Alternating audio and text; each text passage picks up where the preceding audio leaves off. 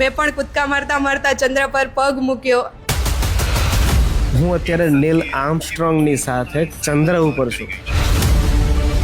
આ સ્કૂલમાં બેસીને હું આખી 4 ધામની યાત્રા ફરી શકું છું. તમને જાણીને આશ્ચર્ય થશે કે આ કોઈ પ્રાઇવેટ સ્કૂલ નથી, પણ સુરત મહાનગરપાલિકા સંચાલિત સુમન હાઈસ્કૂલ છે.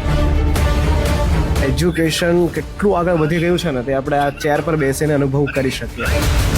આ 70 ચેર વર્ક કેવી રીતે કરે છે, વિદ્યાર્થીઓનો અનુભવ કેવો થાય છે, એ બધું જ આજે યશવી વોઇસ પર. જ્યાં કંઈક નવું છે ત્યાં કેયુર છે. સુરત મહાનગરપાલિકા સંચાલિત સુમન હાઈસ્કૂલ નંબર 3 કતારગામ ખાતે 70 લેબ બનાવવામાં આવી છે.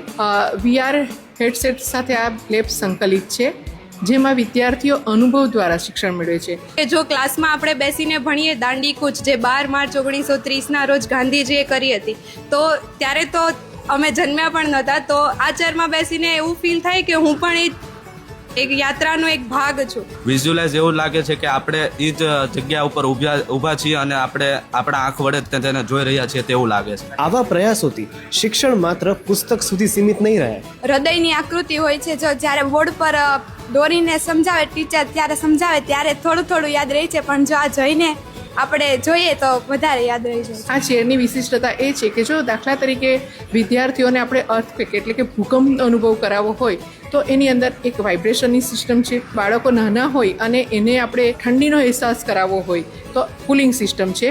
આપણે વરસાદનો અનુભવ કરાવવો હોય, વિદ્યાર્થીઓને અભ્યાસમાં આવતા મુદ્દાની અંદર જો વરસાદ હોય, આ બધા જ અનુભવો. અને આ ચેરની વિશિષ્ટતા એ છે કે એ 360 ડિગ્રી રોટેટ થાય છે.